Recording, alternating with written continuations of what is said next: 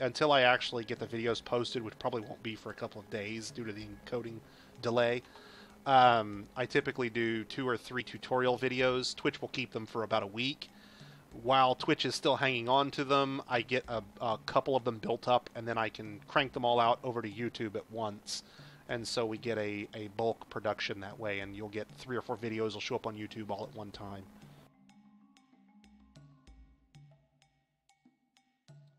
Okay, we've got idlers again. Our miners are needing something to do. So let's go downstairs and see what's up. We've got food storage, we've got stone area that we're going to use later, and that's where we stopped. Well, this is where I start getting into one of the pitfalls that a lot of new players fall into.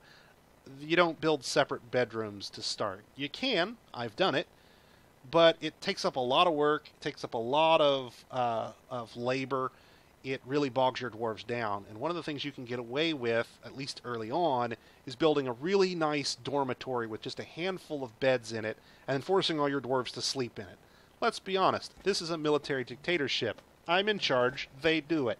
So, frankly, I need them to get their sack time and get back to work as fast as possible, and I don't really care that they're not all sleeping in individual bedrooms with individual chests for their stuff and individual closets. Oh no, screw that.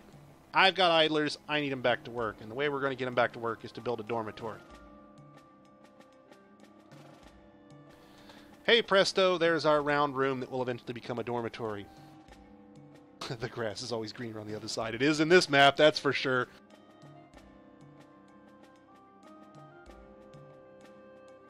Keep in mind, there's nothing that says you can't get a brush fire later on as well. One brush fire is not necessarily the end. You notice the grass starting to come back on this side of the map.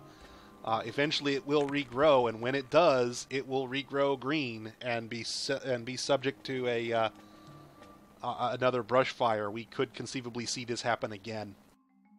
Now, we're into early summer, so here before much longer we're going to get our first migration wave. We're going to get a group of dwarves that come in, and I'll show you how I handle dwarves in the migration wave.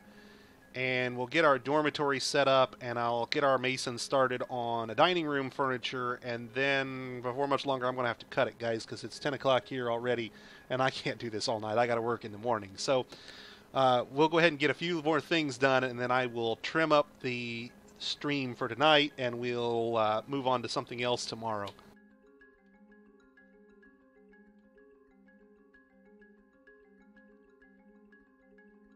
Now, this dormitory actually has 2 purposes. The first, of course, is to get us a nice place for our dwarves to sleep, at least temporarily. But later on, we'll actually convert this into our hospital.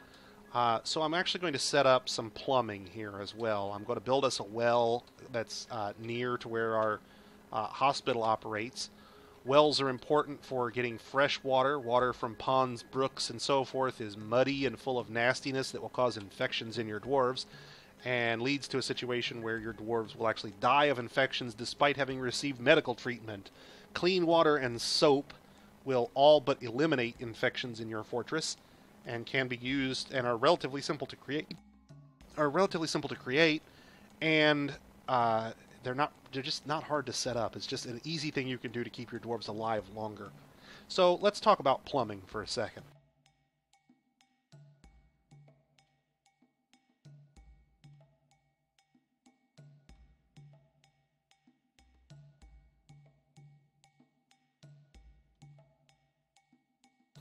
This room here will become a well room. I'll build 4 wells with a staircase in the middle. Now, you might be wondering why the hell I'm building a staircase next to my wells. And the answer is very simple. Wells are open spaces. Dwarves will occasionally fall into things. When a dwarf falls into a well, he'll fall to the bottom and then drown because he can't figure out how to swim back out. That's bad. However, we can get around that by building a staircase down the middle of our wells, just in case our dwarf is, smart enough to climb himself out of the well. That fixes the problem. Now, this alone is not going to create a well. This is just going to create 4 holes in the ground. So the trick then is, of course, we now have to make sure that we get water in our wells. And this is where the subject of pressure comes up. So for now, I'm going to go ahead and dig a channel, and then I'll explain why I've dug it the way I did and what it's going to do for us down the road.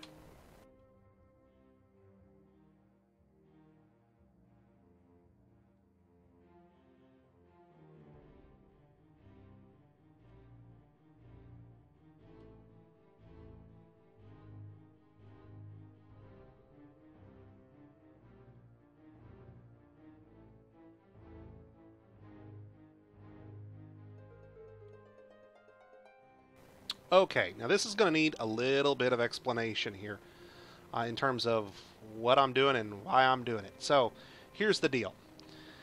Water will come in through the brook. It will flood down through that staircase all the way to the bottom level. It will go over to the right 3 squares and flood back up through that well, up through that staircase there, and then flood all the way down this hallway to this point. Now, it's kind of tough to see because I'm working through multiple levels here, but when I go up one, you'll notice these 2 squares here, this channel and this channel, are offset diagonally to the well. So they'll appear, and I'll go ahead and draw them in as though they were here. They'll appear in those spaces there. So they're only connected back to that channel diagonally. This is what's called a pressure regulator. It will prevent the water from the stream way up here from flooding up through the wells and flooding into my fortress. I don't want water flooding into my fortress. You don't want water flooding into your fortress. This is how you prevent it. Pressure regulators are very simple to build. They're simply just a diagonal connection. Water flowing in here under pressure stops or gets its pressure reset when it flows through these diagonals here, okay? When water flows through a diagonal, its pressure is set to the level it's on. And this is where we get to discussion of how flooding works and how pressure works. And this is a little advanced, so bear with me. When we start, the water is at level -1 up here. See this pressure level? This is -1. All the water on this level is pressurized to -1. If not pumped, it will rise to level 2. In other words, it would flow down and flood out to this space, and if it filled up enough, eventually it would flood back up to here. Now, the problem is it will flood back up to this level no matter how deep it goes first. So if I didn't have that pressure regulator, it would flow all the way down here to level -6, flood through my well, back up into my level -5 hospital, flood back up my staircase, and flood my entire fortress. We don't want that. That's bad.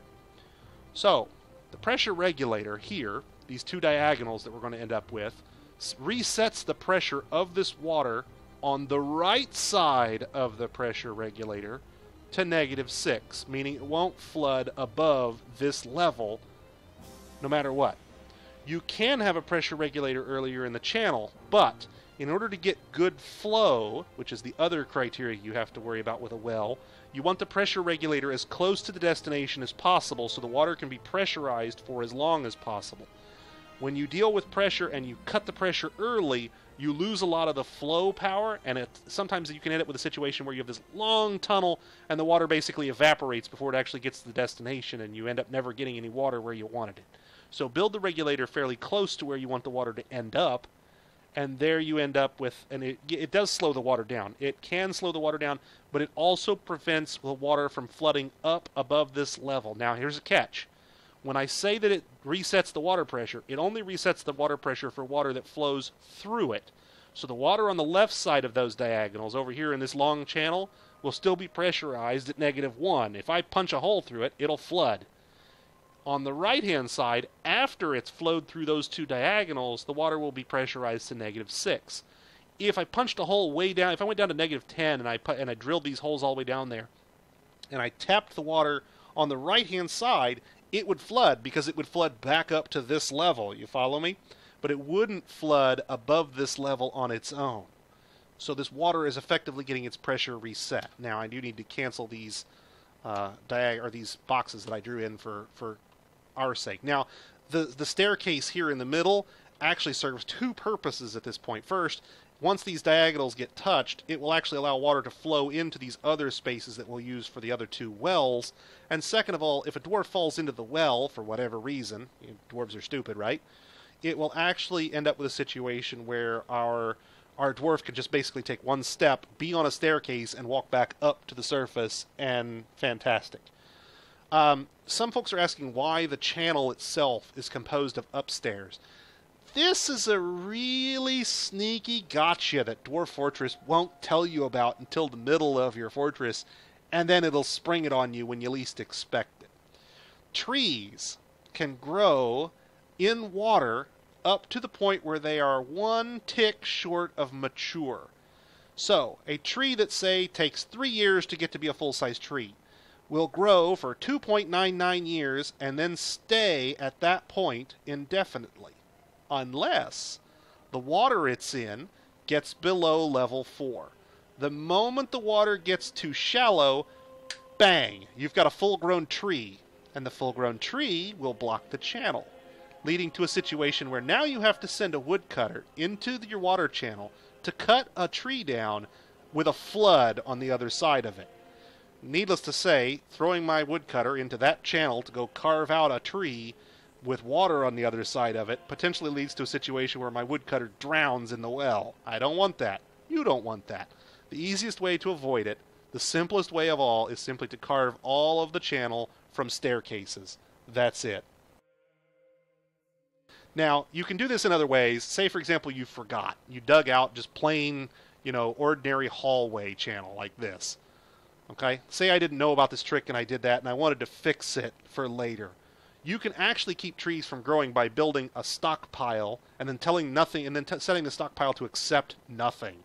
That stockpile will still be there. It's really obnoxious because it hides the water flow. There's some other downsides to it, but it doesn't take any dwarf labor, and it keeps the trees from growing, which means it meets your criteria.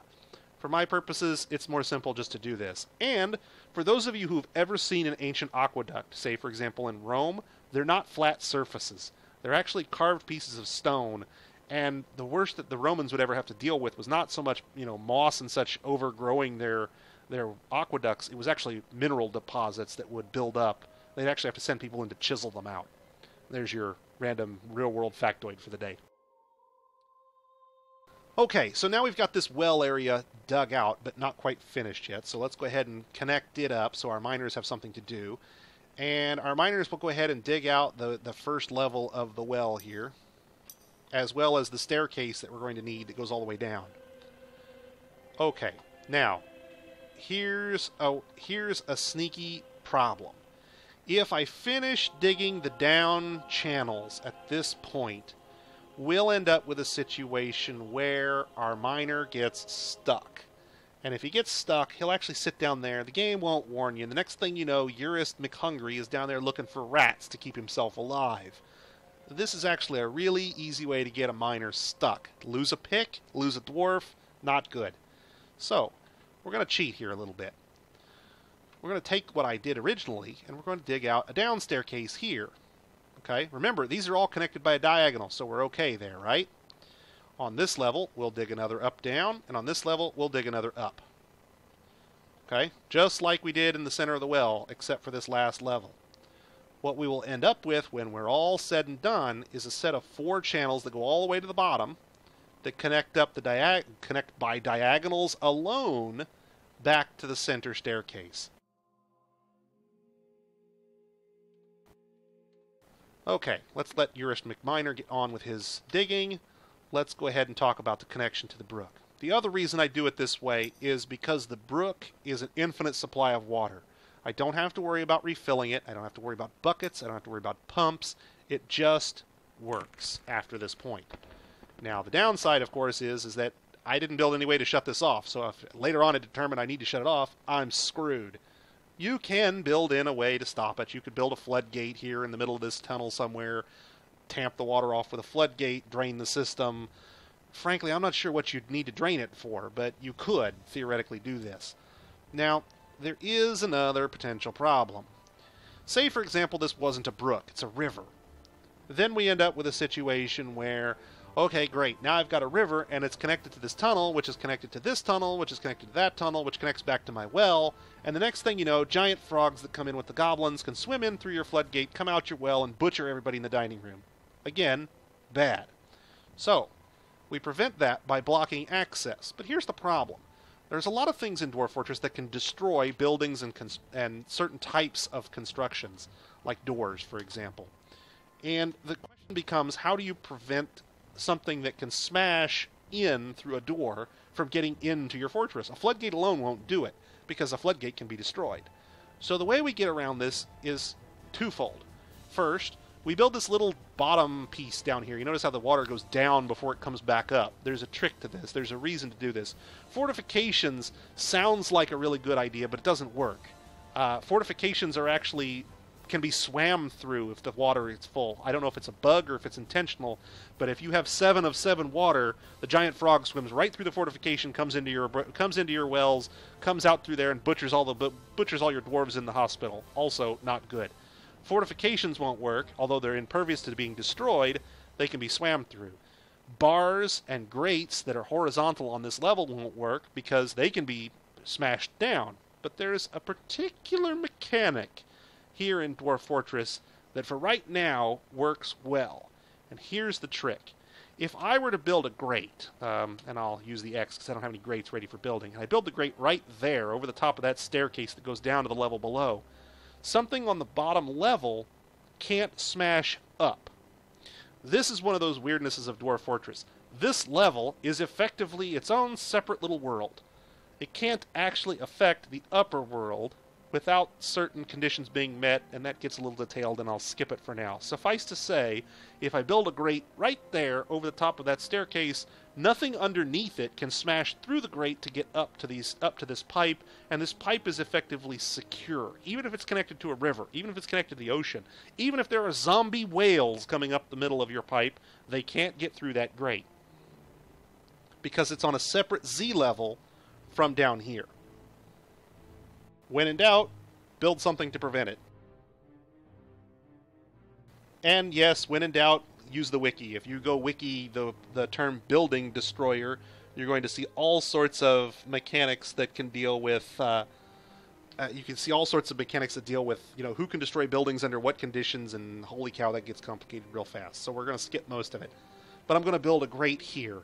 And then I'm going to connect this up because it's ready and I'll never need to drain it, and we're golden. Now remember, we dug that down channel right there. And for right now, our miner could get out because we have him walking across from this space to that space to this space. Once I dig these down deeper, he's going to need those extra staircases down here to get up into this pipe to build the grate, etc., etc., etc. And that's where this all comes together.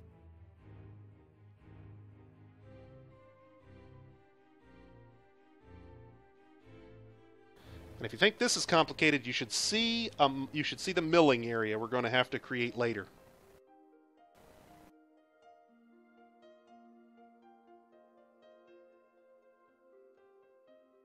We're going to violate the laws of thermodynamics with infinite power reactors.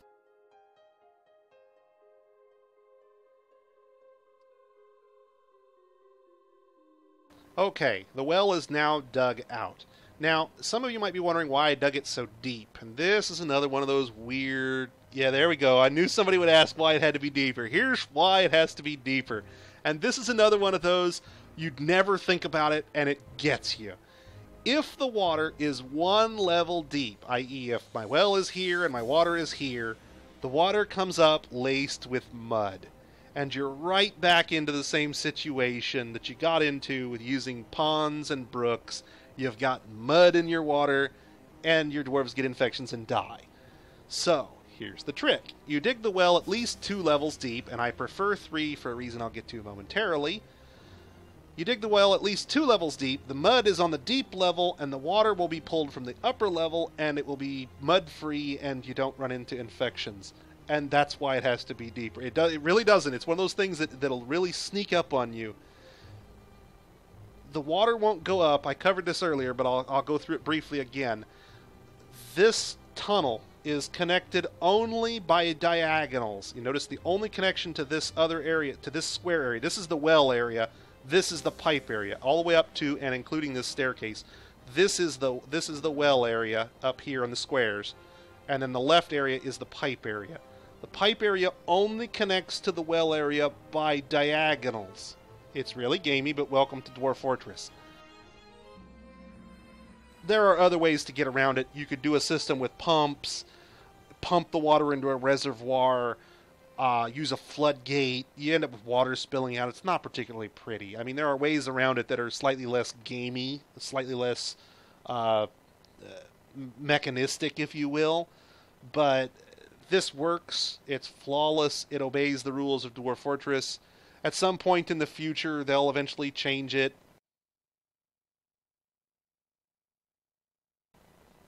If I understood that question correctly, Gulpy, Yes, not to the extent that you're thinking in terms of, it doesn't understand what a proper mixture of a proper heterogeneous mixture is. It doesn't understand the concept of mud suspended in water. But if the mud is sitting on the bottom of a floor, for example, it's treated as being in that square, and when the bucket draws from the square that contains the mud, the water will come up, and it will note that it is laced with muddy water. Just like if you drew it out of well, not quite as bad, almost as bad as if you drew it out of a pond or a brook, which is stagnant water.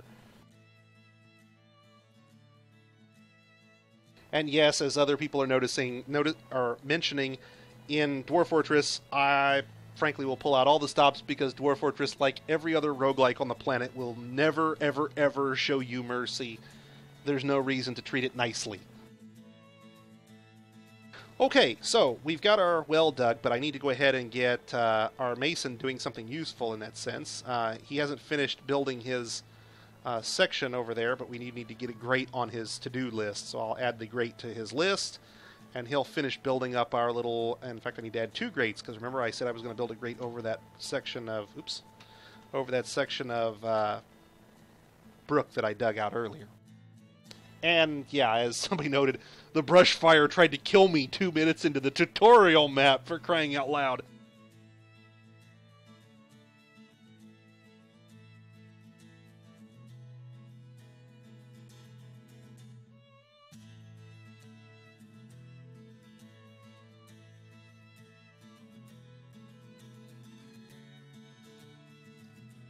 Okay, we've got both our grates ready. Let's go ahead and get them built.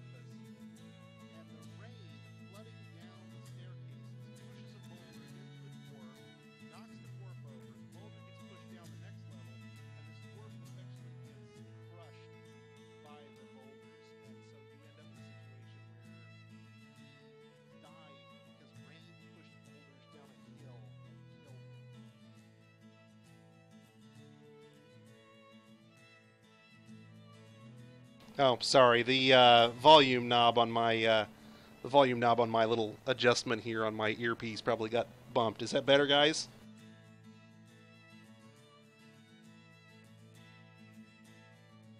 Awesome. I'll repeat that little tidbit. I once had a fortress with a dwarf, with dwarf miners. It was completely underground, and I was digging a ramp back to the surface. A nice straight ramp, nothing complicated. Just, one level forward, one level up, one level forward, one level up. Just a straight ramp to the surface. As the dwarf punched a hole in the ceiling to the surface, the rain pushed boulders that were on the ramp down into the... And because the dwarf and the boulder are occupying the same space, the game assumes that the boulder runs into the dwarf. So the rain pushes a boulder into the dwarf, knocks the dwarf over. By the time he hits the bottom of the ramp, he's been hit by 6 boulders. He crushed his brain and shattered the skull, or whatever the hell the combat log was. I lost a dwarf to boulders that were pushed down a hill by rain. Welcome to Dwarf Fortress.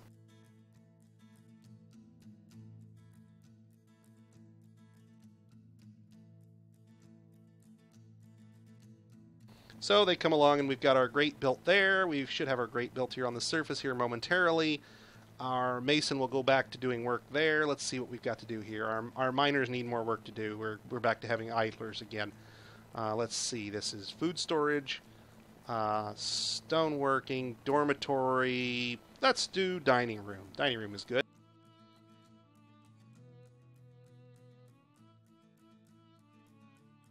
Now, this isn't a particularly big dining room, but keep in mind, in answer to that question, these dwarves who are ecstatic are probably matched male and female pairs. They probably got married. Since you're curious, let's do a quick check. Dwarf Therapist will tell me who's ecstatic and why. Let's see. So here my carpenter is ecstatic and she's a female. My furnace operator is ecstatic and she's a female. And there are 2 ecstatic males here. I'm guessing it's marriage, but there you go.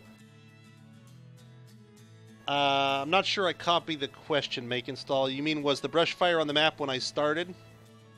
Did it exist when I first opened the map? No. No. I'd been playing, you'd have to ask the others, but I think I'd been playing for about 2 or 3 minutes. The easy way to do the circular section is to use DF hack, but if you're not going to use DF hack, if you're absolutely insistent that you not use DF hack, here's how you dig a 15 square circle manually. So watch closely. First, start with a square.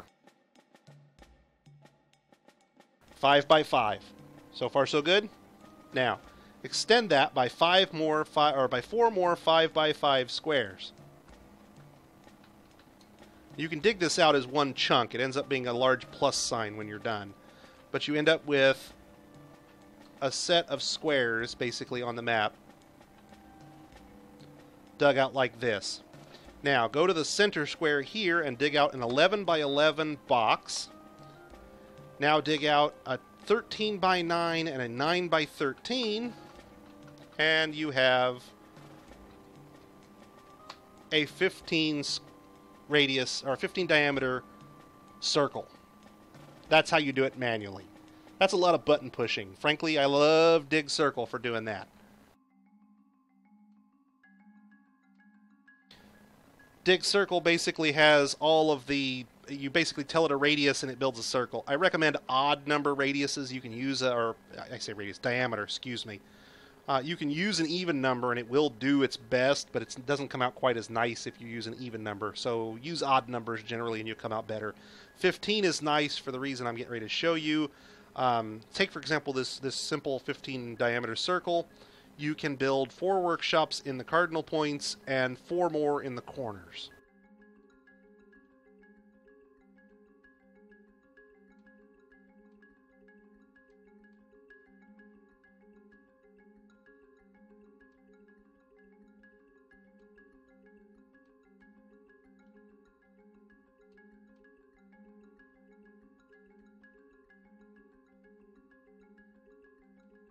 So there you go. I've got, 8 workshops in this circular space, nice and pretty. It's mostly aesthetic, but there is an advantage to having them fairly close to the central staircase in terms of the efficiency of moving items from floor to floor. So this is not necessarily the most efficient.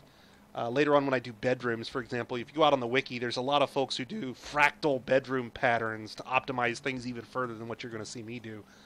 This is primarily, I like the aesthetic of a 15 diameter circle. It allows you to build workshops around stockpiles around your workshops. I see lots of folks who do the typical old school, each workshop in its own little room that kind of sprawls out. I like to do my fortress a lot more vertically to keep everything centralized and close together.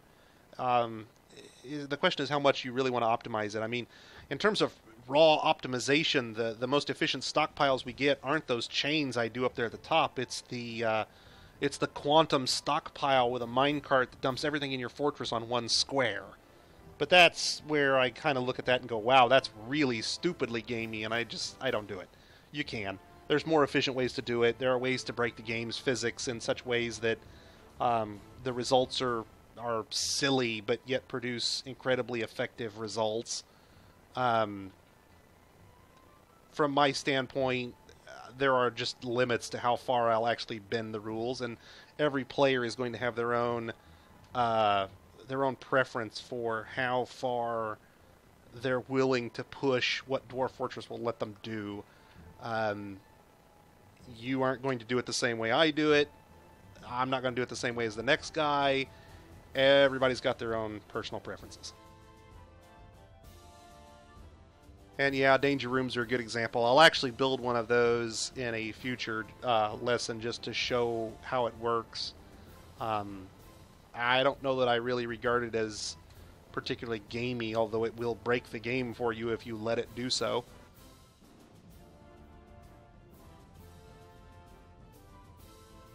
Come on, man! Even the X-Men used a danger room, right?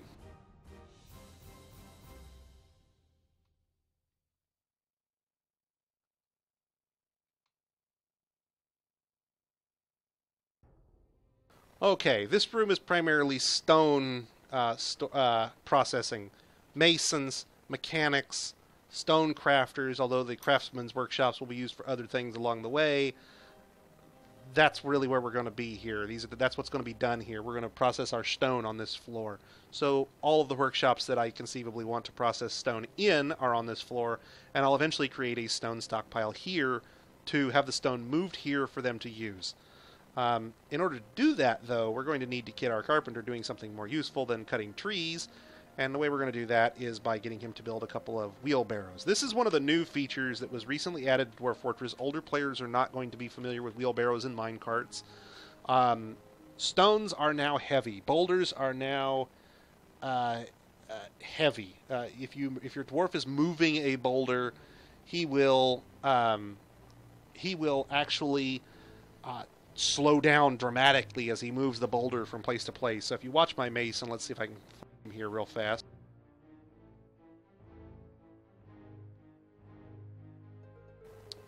It's difficult to tell, but you'll notice he slows down a little bit when he moves the boulders off of the things he's building.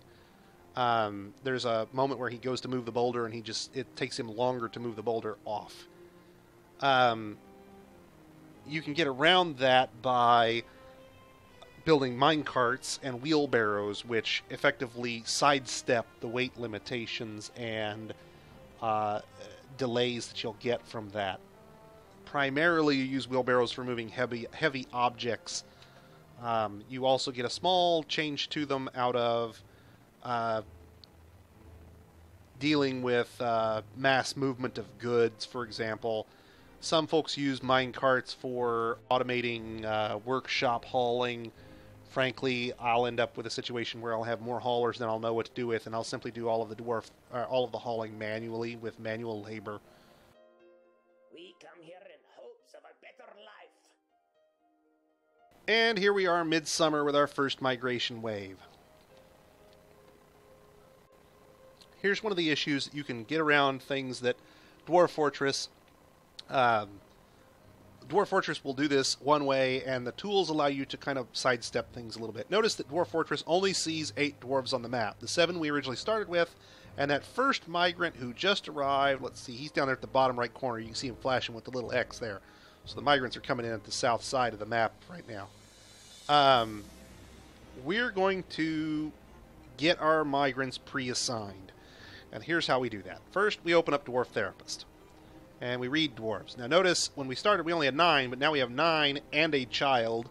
So we have 10 dwarves in this list. I have children hidden because I can't actually assign labors to them, and I don't really care to see them if I can't assign them. So this is adults, children, babies, if I recall correctly. We're going to go ahead and do a quick sort. We'll sort our dwarves by migration wave. This will put the 2 new dwarves who just arrived in their own group, and allow me to reset that group manually. So the first thing I do whenever I get new migrants is take all the migrants and make them into haulers. All of them. Every last one, all haulers. First thing. Now, I then go looking through them and say, well, what can that dwarf do? And I look for any useful skills. Here's a dwarf who'd make a decent farmer. He's already got some skill. Here's a dwarf who'd make a decent bone carver. He's already got some skill. He's also a fisherman.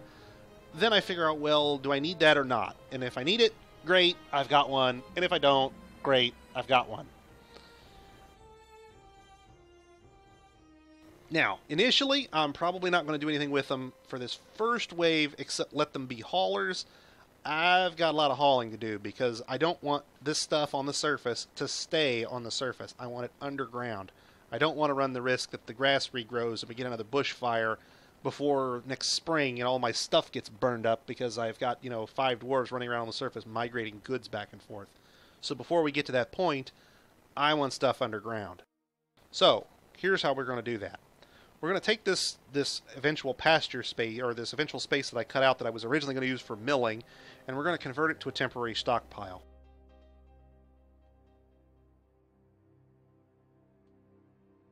And this stockpile will hold non-food items. So I only need bins. But it will hold everything except, let's see, it will hold all of my ammo, it will hold gems, finished goods, leather, cloth, wood, not wood, excuse me, not wood, that's bad. Weapons and trap components and armor.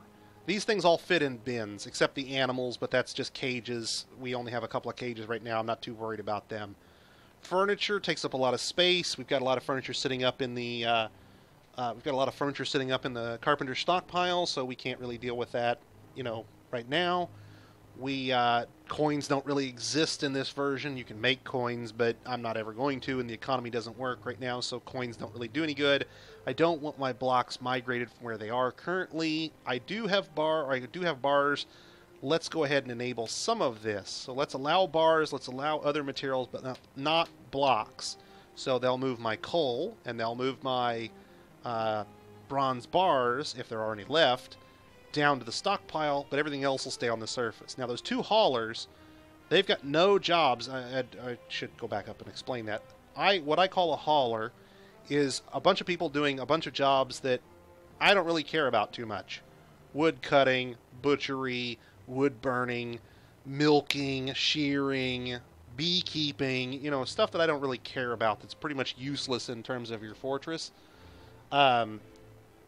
It's not useless, that's not really the right term. That doesn't improve by having a high skill necessarily. A high skill woodcutter cuts wood faster, but he doesn't produce more wood necessarily. It's how many trees you cut, not how many logs you get from a tree. Animal care doesn't even work in the current version. Small animal dissection doesn't even work in the current version. Butchery is more about how many dwarves you can get to do it in parallel than how fast your dwarf is butchering, and so forth and such. Furnace operation is one of those things where it doesn't matter how skilled the dwarf is except of how fast he goes, so you build lots of furnaces and you have dwarves do them just in parallel rather than having one good dwarf doing it in series. Now, other folks are going to have different, styles for how they want to handle that sort of thing. Personally, my haulers do a bunch of tasks that I don't really care too much about, quality levels in my fortress. I want them done in parallel for speed purposes. You'll see our dwarves start migrating. There's the picks starting to arrive from the weapons we created earlier. They're going to migrate bars and so forth, and they'll move our stuff underground. Here is the goal. Now our miners are back to being bored again, so let's get them another pasture built. That'll tie up our miners for a while. Now here in the next migration wave or so, because we've created all those bronze discs, at least I think we created all those bronze discs, did we get them all built before the fire came and we had to put everybody on mining duty? No, he's still making them. So he's still moving. We're going to get a little weirdness here where he's still making discs and they're moving the bars away from him before he gets done, but that's okay. We'll make do. Let's temporarily disable our bars in this stockpile, and then we'll come back and turn them on again later here when we're ready. That way they're not jerking the bars out from under him right before he actually builds anything with them.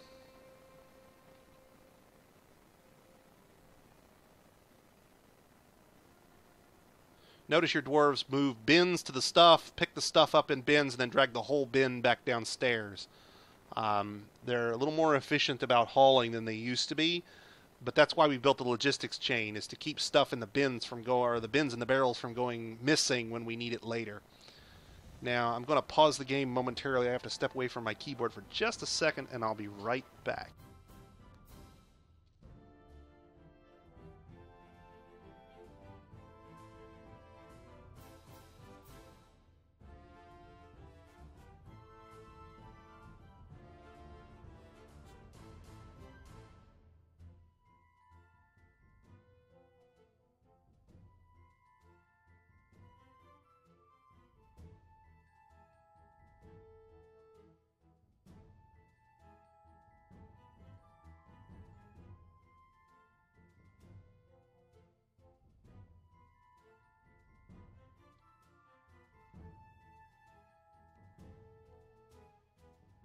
In answer to the question, I'm looking at doing the stream for probably another 25 minutes or so. It'll be 11 o'clock here, and I'm going to cut it off at about that point. Um, I'll probably answer questions for the last 5 or 10 minutes. If there's anybody who has any questions, now's a good time to go ahead and get them in, and I'll start answering them now. At this point, we haven't touched food. You'll notice we've still are eating the basic food we brought with us, but we're starting to get low on drink. We've got seeds and we've got our farms ready. We haven't actually started planting anything yet, and we're already into the second season. So now's a good time for us to start looking at what we're going to do in the second season to not be surviving on just the goods we brought with us, but actually to get goods up and running, actual food industry for later. I've done all of this work you've seen here so far has been done on nothing but what we brought with us, just what we bootstrapped ourselves into. I know for a fact I've seen cases where people have embarked with dwarves with no skills and no gear, and they pluck shrubs to get berries, and they eat the berries until a caravan comes. They steal everything off the caravan and use it to build their fortress.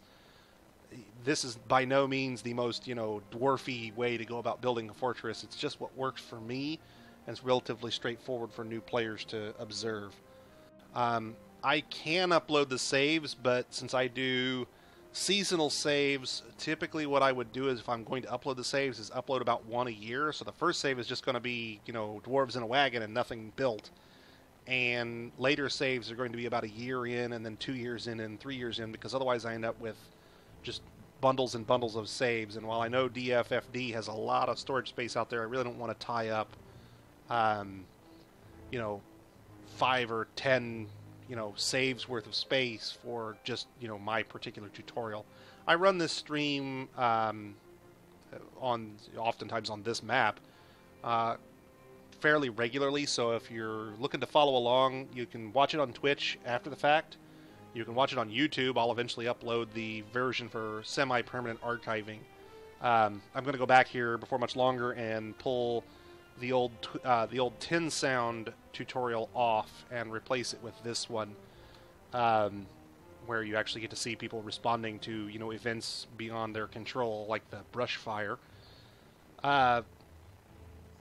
If you guys want me to upload more than just the yearly saves, I can. I'm not sure what the rules are for the archive about uploading 5 and 6 and 10 saves that are basically the same game. I'm not sure what their rules are about how much space I'm allowed to take up and so forth. I have the saves for, all seasons because I have my autosave set to seasonal.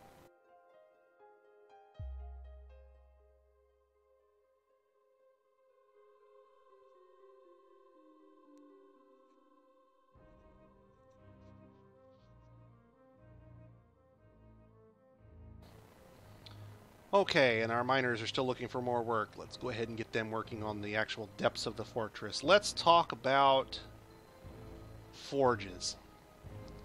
So this is notice my wells come down this far, so below that is where we're going to build our forges here. We're going to dig on this floor, and this is where it gets a little wilder.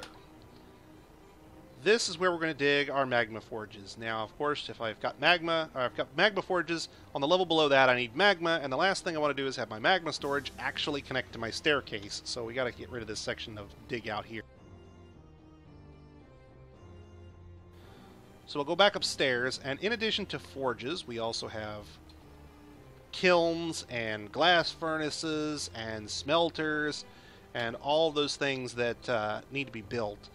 And the way we are going to do this is we're going to end up with like a clover leaf kind of shape here.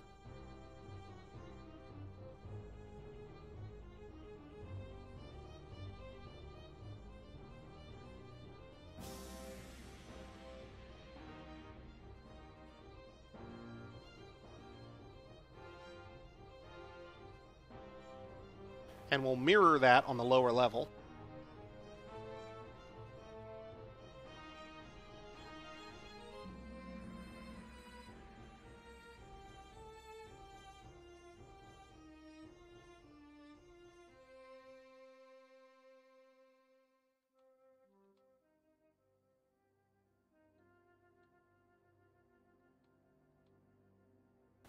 Now, you'll notice there's no way connected right now between this floor and the level above it. So this will be our forge level, and then this level down here will actually store the magma for the magma smelters. But in order to get our miners into this space, we're going to have to build ourselves a staircase. Now, this is one of those areas that's a little weird in Dwarf Fortress versus the real world here. Magma does not flow upward. Ever. Magma cannot flood up unless you pump it. So when our magma from the volcano, which is, way up here at, what level was it? -3 or -2? Magma starts at -2. So if this were water and I connected it up, I would expect the magma to flood all the way back up to the level -2. Whereas what'll happen is it will flood down here all the way to level -10, fill up this space I'm going to carve out for it here on level 10, but it will never flood up through the holes, if there are any, to level 9. So it's actually safe. That little staircase I've got in the corner that makes a connection between the magma and the magma forge level is safe. I could leave it uncovered and the magma would never flood up through it at any point. This is not true if you pump magma. Fair warning. Volcanoes in Dwarf Fortress don't erupt. At least not... You can get the effect... I mean, you can look at the surface up there where I got the brush fire, and obviously you can see the effect of what it would do if it had it. You can force a volcano to erupt by pumping magma back into it, but you can't actually have a volcano that erupts under its own power. Consider them all dormant.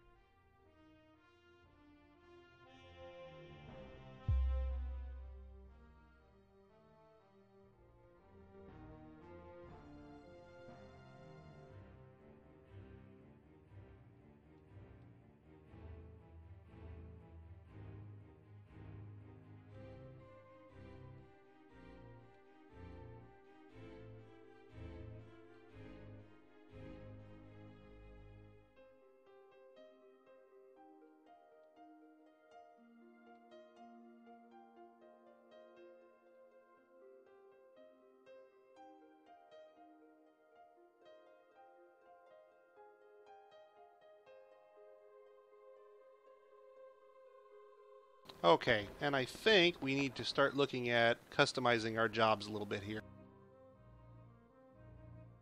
In particular, if we sort by profession, I've got several of these folks who have the default professions they started with.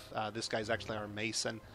My professions don't have hauling, so my crafters don't do their own hauling. I let the haulers take care of the hauling, and I let the crafters do the crafting. And that's how we get things done efficiently in the Fortress. We don't have everybody doing everything. Now, I do want this guy, who's ostensibly a farmer, also being able to do weaponsmithing, because he's the only one I've got, and he's actually pretty good.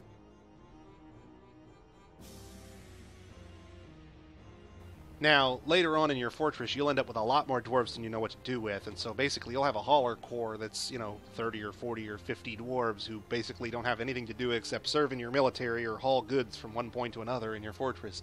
And they effectively become the grease that keeps your fortress well lubricated.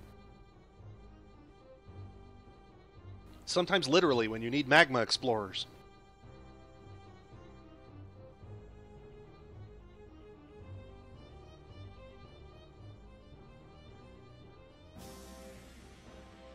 And that announcement right there says that we finally have run out of bronze bars, which is great.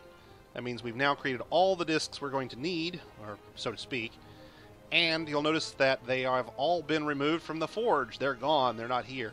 We've got a bunch of coke sitting around in our smelter still, and our wood furnace is empty, and we've got a bunch of furniture in the workshops here, and the blocks here, and then in our wagon there's a bunch of milk and sand and some booze that we don't have a stockpile for yet. So we need to get that stuff underground, but we're doing pretty good in terms of getting our gear migrated into the fortress proper. The first thing is let's go ahead and enable bars here temporarily on the metal and other materials, so that'll get the coke moved downstairs. We can't really move the blocks without moving all of the blocks, and I don't really want to move the blocks into the temporary stockpile just to move them all out, and there are a lot of blocks to move, so let's not move them just yet.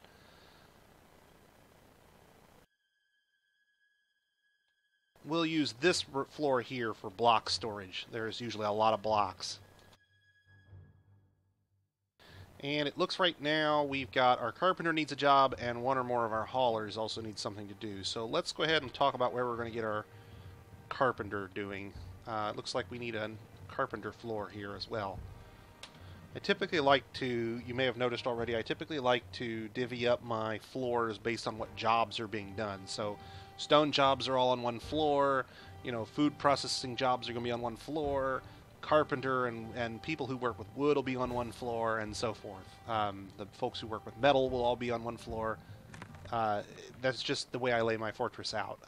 There are probably more efficient ways, I suppose, if you were really, really tight about it, that you could get things done more effectively with less travel. But this works well for me.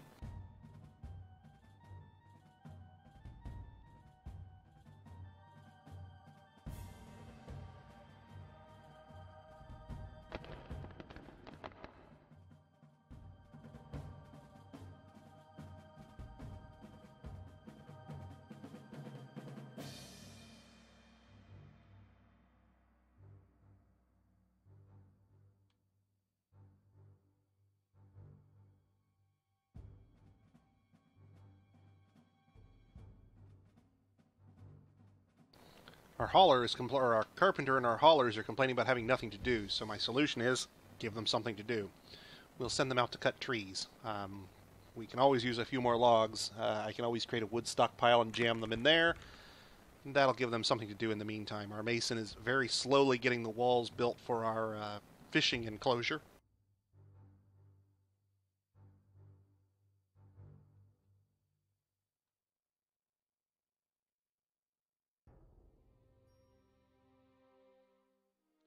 And he started flooring over the space here. What you'll see is, as the number of hands I have to apply to the fortress increases, and it will increase, we're going to end up with a situation where I will be able to jam a lot more jobs through the dwarves than I have currently. Right now, I'm running into a situation where even keeping the number of haulers fairly low, I'm not getting as much work done as you might expect, simply because there aren't enough dwarves to do it all yet. So remember, we created all this level just to do farming.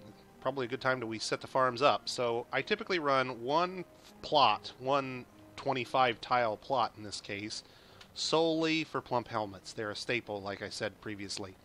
I'll run sweet pods on one plot with cave wheat in the off season and dimple cups in the off season from that. I'll run quarry bushes, which can run 3 seasons out of the year on one plot, with dimple cups on the off season there.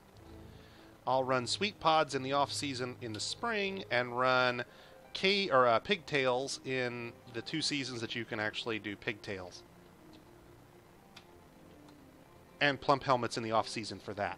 So we are creating 2 crops of pigtails, 2 crops of dimple cups to dye the pigtails with, 3 crops of quarry bushes, 3 crops of sweet pods, 1 crop of cave wheat, which isn't particularly important in my, staples, and more plump helmets than we'll ever know what to do with, frankly. Even without fertilizing, we're going to end up with a vast number of crops from this. In fact, by the time those 10 drinks get consumed, we're going to need to start building stills for food processing. Initially, I was going to do this as a dining room. I think we'll temporarily relocate the dining room lower, and we'll build stills and kitchens on this floor.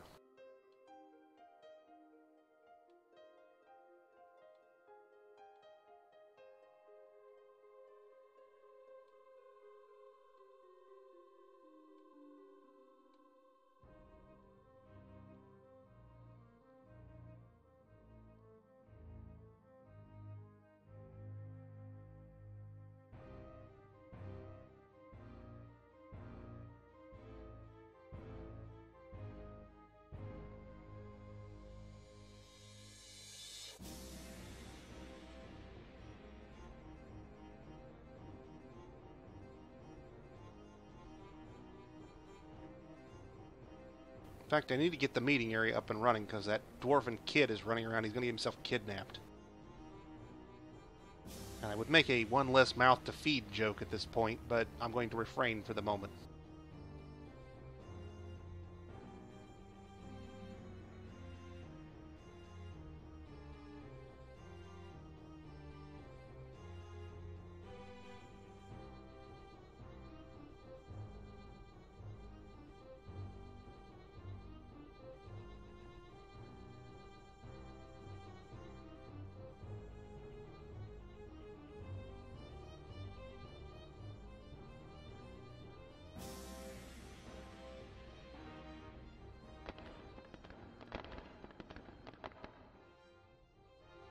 Awesome.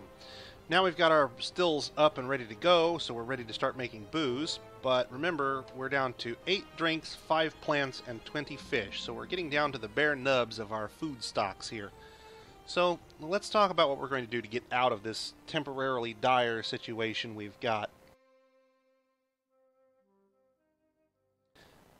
Is that unprepared fish stockpile or unprepared meat?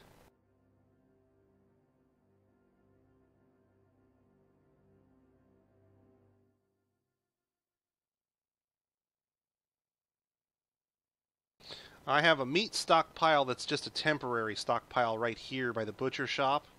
This stockpile here will hold our butchered meats. They'll be pulled from there down into the main food stockpile, which is this is all food right here.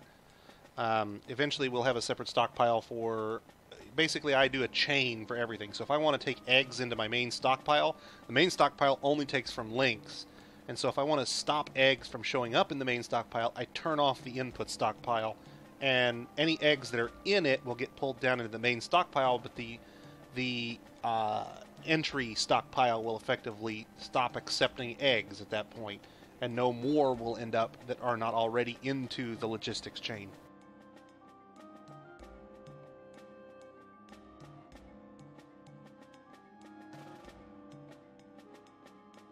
Now at this point, let's talk about what we're going to do to get around our food situation, because we're starting to get down to where we don't have a lot of fish left. We're down to our last few drinks. We're going to eat the fish, eat the fish, eat the plants, drink the drinks, and be out of food and booze, and that's not a good spot to be in. So, before we get into that situation, let's talk about what we're going to do to get out of that situation. First off, in our animals list that came with us, we have 2 yak cows that were pulling our wagon. Both of those can be butchered. That's a fairly large chunk of meat right there. Additionally, a reindeer calf wandered onto the map at some point, probably with the migrants. He can be butchered as well. I could let him mature, but he's a grazer. And frankly, if you ain't a sheep and you're a grazer in my fortress, you're a dead grazer. So all 3 of those are going to get butchered. At that point, that gets us to take care of the food problem. But it doesn't take care of booze. And we only have 5 plants. Now I could brew those, and that's probably enough food, or probably enough booze to get us through for a fair bit if I get the brewing done fairly soon. But we don't have any pots right now, so I need to get those up and running so we have pots for our booze to sit in.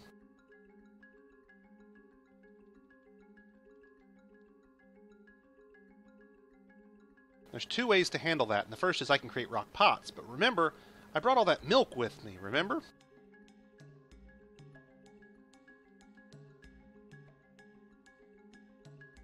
And this is where it comes in handy. Now I can set somebody to do cheese making, for example. So I'll tell our carpenter, who's otherwise unoccupied, and they don't really have any jobs for him at the moment, congratulations, Mr. Carpenter, you've just been elevated to cheese making jobs.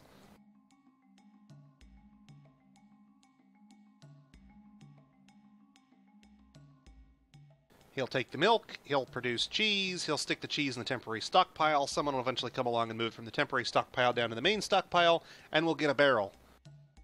That barrel can hold booze. So now we have a free barrel, and now we can start brewing those plants that we brought with us.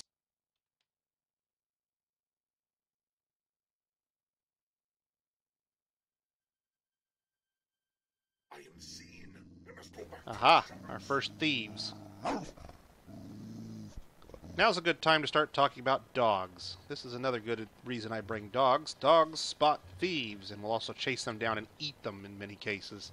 So let's create a pasture zone over the top of our staircase here. We'll set 1 or 2 of our dogs into that pasture.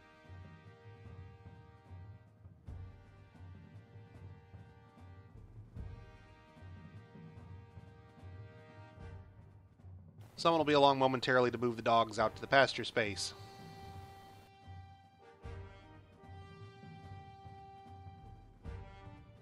And there they come. The animals will spot thieves that approach near. I think it's 3 tiles is the outer limit of where they'll spot them. So having those dogs there, they'll tend to spread out and roam around the staircases, and generally speaking, they'll cover the area. It's unlikely a thief will both get in and get out with his stuff. So while he might theoretically sneak in, he's not going to sneak back out. And autumn has arrived, so we're going to get ready for our second migration wave, which hopefully will be much larger than our first migration wave. And we'll hopefully have some booze on hand before we get to that point, because butchering will provide our meat pretty quickly, but booze is a little harder to come by. Now we're down to about our last 5 minutes, and this is a good point to break since we're right in the middle of a season changeover. So I think what I'm going to do right here is I'm going to note that we need to get some plants brewed into drinks as soon as possible and get those yaks butchered ASAP so we don't starve or dehydrate. And I'm going to go ahead and save the game here. If you guys have any questions, now's a really good time to go ahead and ask, and we'll go ahead and get any of your questions you've had over what I've done so far or things you might like to see.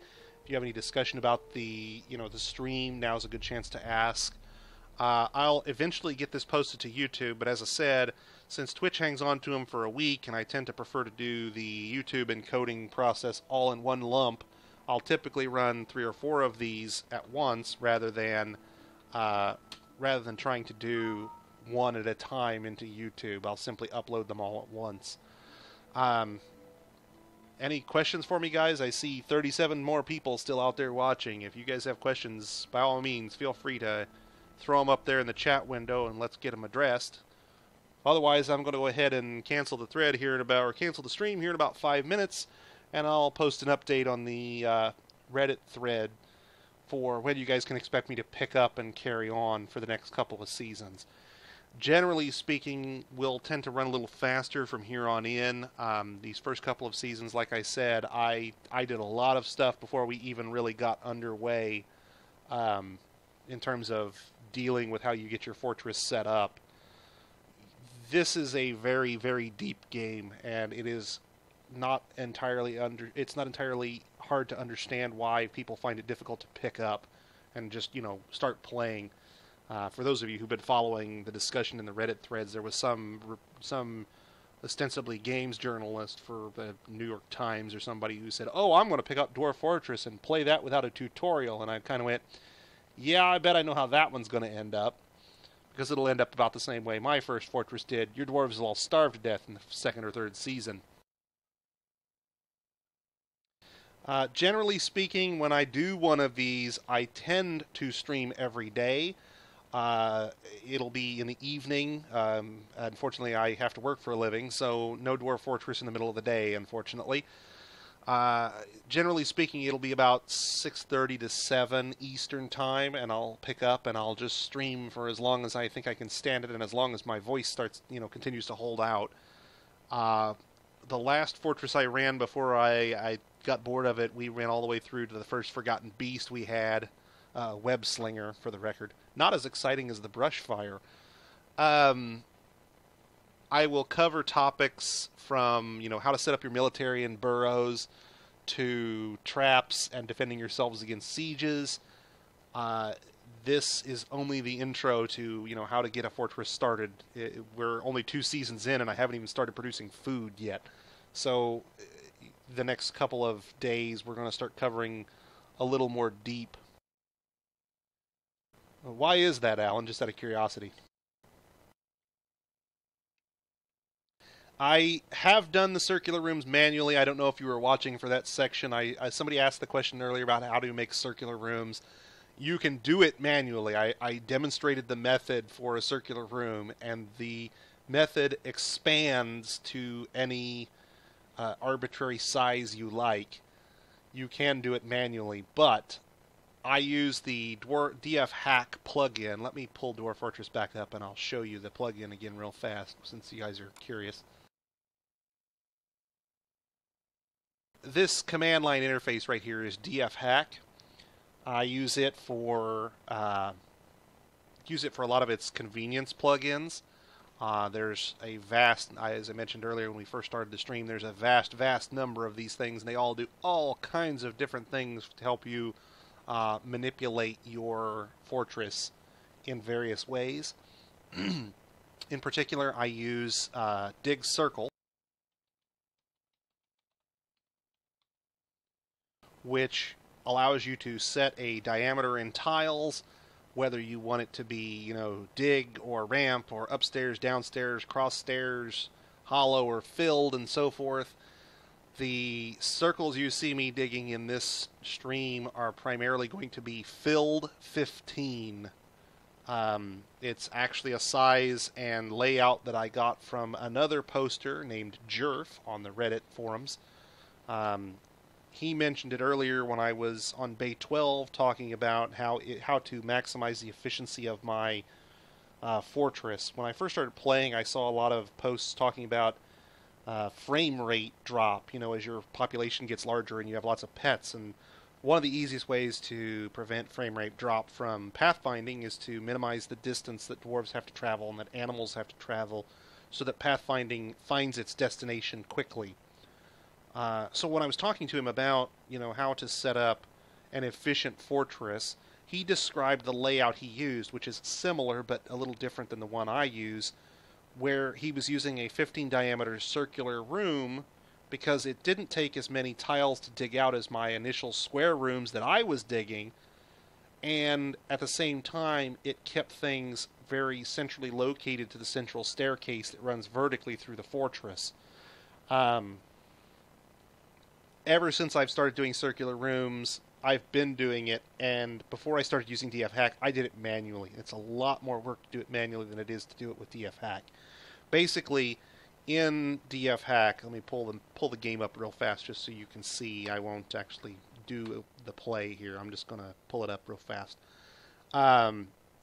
You can bind one of the hotkeys that I did early on. I set a hotkey. See, the Shift 8 hotkey is set to Dig Circle there. When I push Shift 8, so F8, so let's go out here. Let's go out here at some arbitrary point, and I hit D to pull up the dig menu, just like normal. And then instead of actually, hitting Enter and designating a room manually, one rectangle at a time, for example, I simply pick a point and hit Shift F8 to activate the Dig Circle hotkey, and I'll get the last dig circle. Now you do have to have used dig circle once, so right now I don't get it. But if I go back in here and I hit dig circle,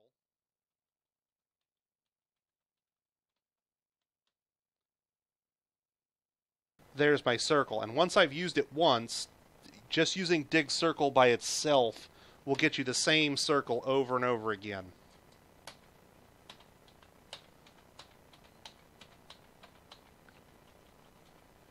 So, you can dig a fortress the same size rooms in a circular pattern, multiple levels deep. Particularly good sizes that I've found are 15, which is what I'll build most of my floors to, and also 31. And the reason 31 is nice is because a stockpile can be 3 shift moves, which is 31 squares across by 31 squares high. So a 31 diameter circle fits perfectly within the maximum stockpile size that you can actually build. So you can build a 31 diameter circular room and use it as a giant furniture stockpile and not have to worry about sections of your floor not being covered and having to build extra stockpile space to cover it, or and it maintains the nice circular layout that you see on most of my floors. Here's a cute little dwarf DF hack tool. The die command actually kills Dwarf Fortress. It doesn't save, it doesn't, keep your game running, it just kills it on the spot. So if you find yourself doing something and you realize you just screwed up and you catch it in the process and it's too late to fix it and you want to go back to your old save and try it again, pull DF hack up, type die, and reload your save and start from where you were saved at, and you can effectively roll back your progress. It's actually more useful than it sounds. For those of you who aren't familiar with DF Hack, I strongly encourage you guys to go out to their README and spend a little time browsing the DF Hack website for out there on GitHub for the various plugins and what they do. There's far more in that package than I'm going to ever be able to cover. It's an enormous tool. If any of you are out there are programmers, it's an open source project. They're always probably looking for new programmers to contribute new plugins or bug fix on old plugins. Go to town, guys. I'm sure they can use your help. Um, that's pretty much. Aside from, I didn't actually show you guys how to, dig the actual farm or, get the farms actually up and running and show you how that works.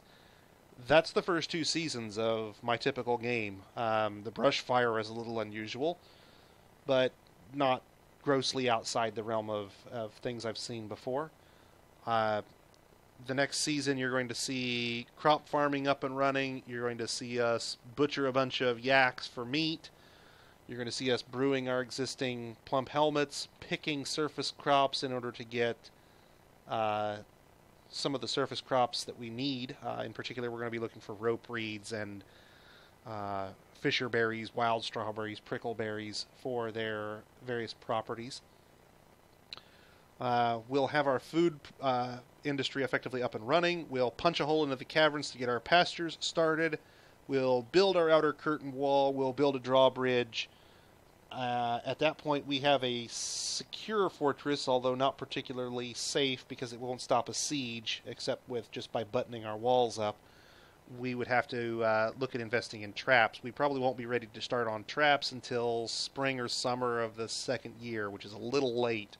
I tend to like to do it a little sooner, but, brush fire and distractions from me forgetting to pause the game when I'm talking to you folks tends to run the clock down a little bit when I'm not looking.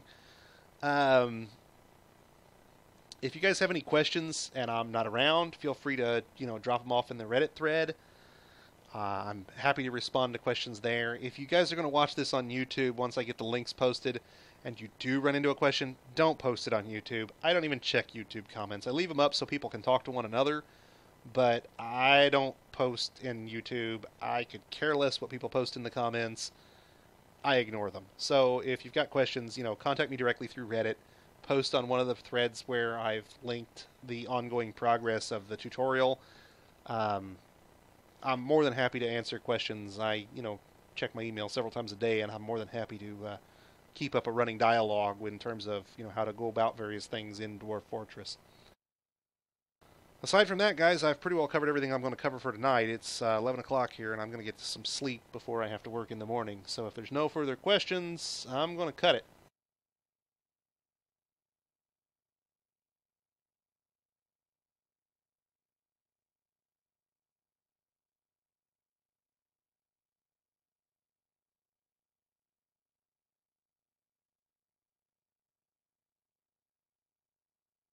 Have a good night, guys. I'm out.